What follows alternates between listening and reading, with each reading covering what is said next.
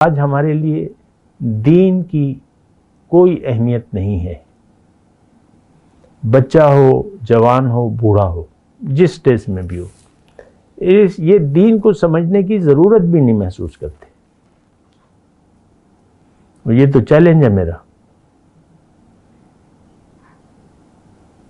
بڑے پڑھے لکھے ہوں گے لیکن دین کے معنی کو بھی نہیں جانتے ہوں گے. آج کل دین کیا ہے، ہم نے تو چند باتوں تک محدود کر دیا نا. کلمہ، نماز، روزہ، حج، زکوٰۃ. یا زیادہ سے زیادہ مرد جو ہے مٹھی پر داڑھی رکھ لے، یا عورت جو ہے پردہ شروع کر دے، نماز روزہ شروع کر دے، اسی کو ہم دین کہتے ہیں. اللہم صلی علی سیدنا محمد وعلی آل سیدنا محمد بعدد کل ذرۃ مئۃ الف الف مرۃ. سامعین و ناظرین کرام، السلام علیکم ورحمۃ اللہ وبرکاتہ. آج کا ہمارا موضوع یہ ہے کہ فرقان کے معنی. دیکھیں، فرقان ایک قرآن کی اصطلاح ہے، اور فرقان کا مطلب جو ہے فرق کرنے والی چیز، فیصلہ کن، یا حق و باطل کے درمیان فیصلہ کرنے والی چیز. تو اس کی ہمیں ضرورت پڑتی ہے، ہر انسان کو ضرورت پڑتی ہے، اور یہ قرآنی ایک اصطلاح ہے. بدر کے دن کو بھی اللہ تعالیٰ نے یوم الفرقان کہا ہے کہ یوم الفرقان یوم التقى الجمعان. بدر کے دن حق و باطل کا فیصلہ ہو گیا کہ کون حق پہ ہے، کون باطل پہ ہے. تو اور یہ فرقان کے الفاظ اور بھی آئے ہیں قرآن میں، جیسے کہ سورہ انفال کی آیت نمبر 29 میں ہے، یا ایھا الذین آمنوا اتقوا اللہ یجعل لکم فرقانا ویکفر عنکم سیئاتکم ویغفر لکم واللہ ذو الفضل العظیم. اے ایمان والو، اللہ کا تقوی اختیار کرو تو اس کے نتیجے میں اللہ تعالیٰ تمہیں فرقان عطا فرما دے گا، اور تمہاری پریشانیاں اللہ پاک دور کر دے گا، اور تمہیں اللہ تعالیٰ بخش دے گا. اللہ تعالیٰ بڑے فضل کا مالک ہے. تو یہ اصل میں فرقان کے معنی یہی ہیں کہ آپ کے پاس ایک ایسی قوت آ جائے، قوت فیصلہ آ جائے، یا ایک روشنی آپ کے پاس مل جائے. جیسے کہ ہم عام طور پہ اندھیرا ہے اور آپ راستہ چل رہے ہیں، اندھیرے میں کہیں سفر کر رہے ہیں، کسی راستے پر جا رہے ہیں، راستہ ٹیڑھا میڑھا ہے، یا اس میں کوئی گڑھا ہے، یا کہیں پر کوئی کیچڑ ہے. تو آپ کے پاس اگر ٹارچ اگر ہو تو آپ کا کام پھر آسان ہو جاتا ہے. عام طور پہ اندھیرا اور ایسا راستہ جو کہ اندھیرا ہے جہاں، تو ٹارچ، میں صرف ٹارچ پہ زور دے رہا ہوں. ٹارچ کے ذریعے آپ راستے کو دیکھ کر چلتے ہیں.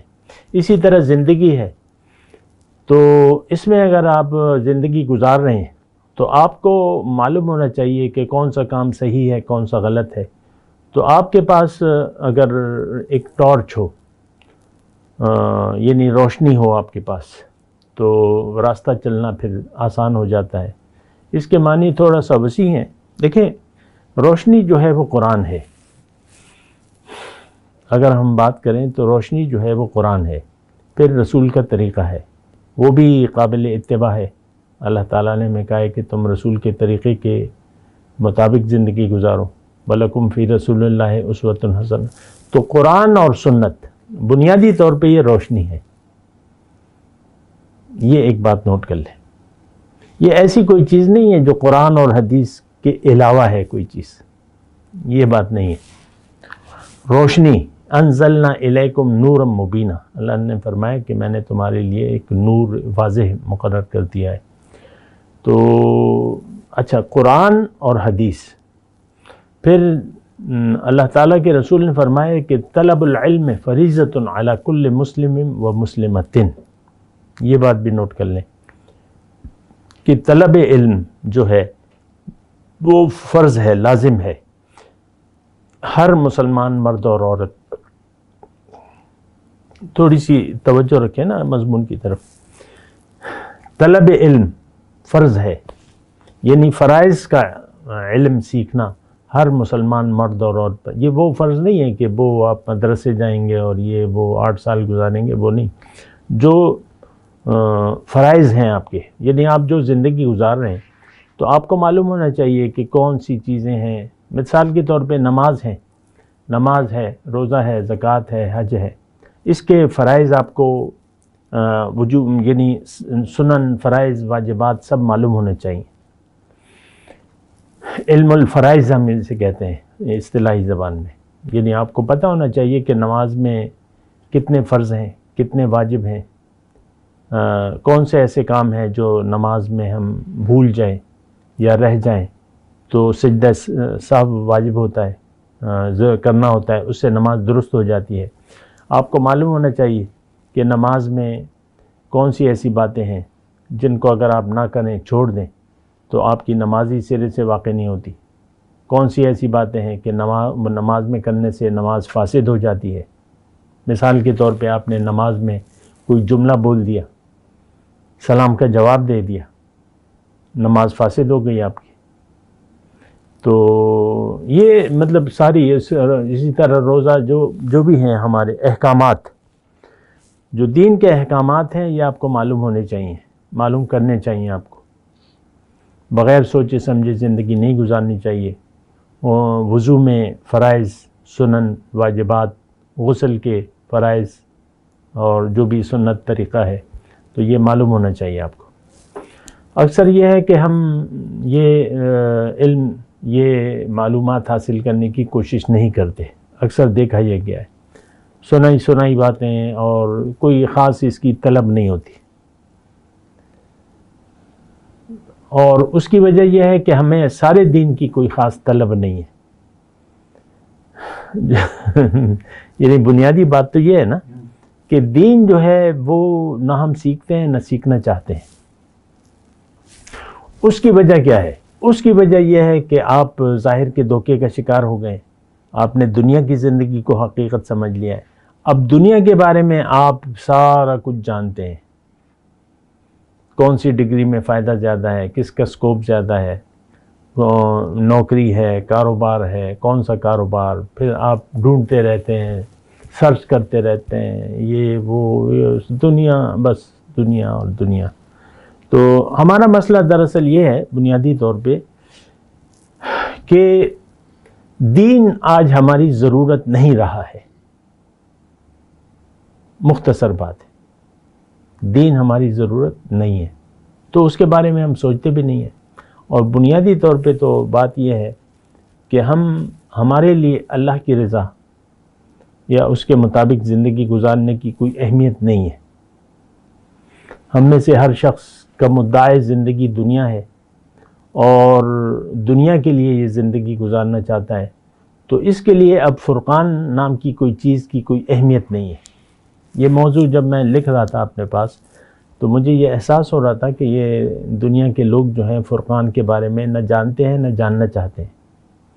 غیر اہم ہے یہ بات دنیا والوں کے لیے، جن کو دنیا کا دھوکہ لگ گیا ہے. حالانکہ یہ فرقان جو ہے یہ بہت بڑی نعمت ہے اگر کسی کو عطا ہو جائے، اور اسی کی ہم بات کر رہے ہیں. اور دیکھیں اس میں جہاں تک معنی ہے اور اس کی تفصیل ہے وہ یہ ہے کہ فرقان دراصل قرآن ہے. قرآن کا نام فرقان مبین ہے.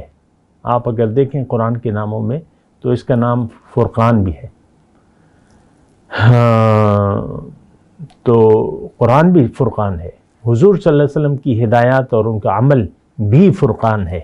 تو آپ کو معلوم ہونا چاہیے کہ کون سی باتیں ہیں، حضور صلی اللہ علیہ وسلم کے طریقے کیا ہیں اور ان کا اسوہ حسنہ کیا ہے. آپ کو معلوم ہونا چاہیے، معلوم کرنا چاہیے. یہ ساری باتیں تعلق رکھتی ہیں. یہ جو آیت ہے سورہ انفال کی آیت نمبر 29، تو یہ ایسی چیز نہیں ہے کہ بس ان تتقوا اللہ یجعل لکم فرقانا،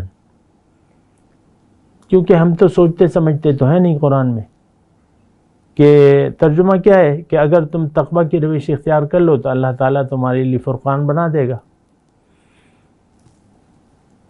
تو اول تو تقوی کے معنی ہم نہیں جانتے کہ تقوی کے معنی کیا ہیں. پھر فرقان ہم کہتے ہیں کہ قرآن اور حدیث سے ہٹ کر کوئی چیز ہے. یا دل میں کوئی ایسی موم بتی چل جائے. یہ ایسی بات نہیں ہے. تو دیکھیں ساری باتیں جو ہے نا سوچ سمجھ سے تعلق رکھتی ہیں. اور جو بنیادی بات ہے میں آپ کو یہ کہہ رہا ہوں کہ آج ہمارے لیے دین کی کوئی اہمیت نہیں ہے. بچہ ہو، جوان ہو، بوڑھا ہو، جس اسٹیج میں بھی ہو، یہ دین کو سمجھنے کی ضرورت بھی نہیں محسوس کرتے. اور یہ تو چیلنج ہے میرا. بڑے پڑھے لکھے ہوں گے لیکن دین کے معنی کو بھی نہیں جانتے ہوں گے. آج کل دین کیا ہے ہم نے تو چند باتوں تک محدود کر دیا نا. کلمہ، نماز، روزہ، حج، زکوٰۃ. یا زیادہ سے زیادہ مرد جو ہے مٹھی پر داڑھی رکھ لے، یا عورت جو ہے پردہ شروع کر دے، نماز روزہ شروع کر دے، اسی کو ہم دین کہتے ہیں. بھئی دین کے بھی کچھ کام کیا کرو. تم تو دنیا کے پیچھے پڑے ہوئے ہو، دین کے بھی کچھ کام کیا کرو. تو اس جملے سے کیا مراد ہے؟ نمازیں شروع کر دو بس، اور کیا ہے؟ تو یہ بڑی ایک ناسمجھی والی باتیں ہیں. وآخر دعوانا الحمدللہ رب العالمین. مولاي صل وسلم دائما أبدا على حبيبك خير الخلق كلهم.